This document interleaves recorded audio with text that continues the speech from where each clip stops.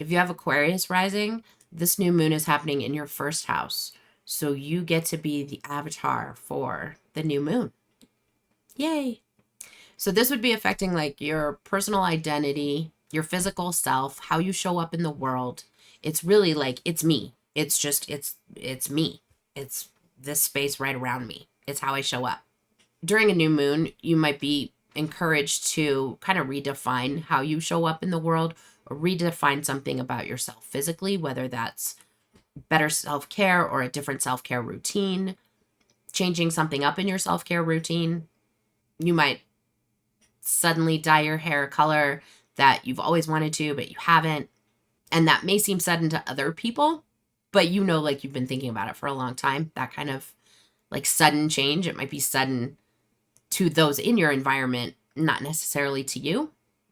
So it's definitely encouraged to take this time to do those things. If there's something that you have wanted to change about yourself, about your appearance, or the way that you show up in the world, now is a good time to start making those changes, or to set the intention to make them over the next couple weeks to like get a foundation going for that, depending on how big of a project we're talking about. And then for you, Aquarius rising, the Saturn, Venus, North Node, Neptune alignment in Pisces is happening in your second house. This is your finances. So you might feel like the changes to your self-care routine or the changes to your appearance that you want to make are limited somewhat by your finances. Saturn's in your second house right now. It's been there for a minute. It's almost done on the brighter side. And that might be where a plan comes in versus like an instant change, depending again on the size of the change that we're making. It would be a good idea too, if there's like a really big change that you want to make, focus right now on the first step of that. Rather than focusing on what you can't do right now, focusing on what you can, because Saturn won't be in Pisces even for the rest of this year. So likely things in your finances will change. And that might allow you, to take those next steps as you get there versus, oh, well, I'm not going to bother because if I can't have the whole thing that I want to do, then I'm just going to blow it off. Take those first steps now because, like I said, as Saturn moves out of Pisces, it might become easier. The financial resources for whatever it is that you want to do might be there. This could also be about time. Like I might not feel like I have the time to invest. Again, start slow. And some time in your schedule might open up for whatever reason in the coming months.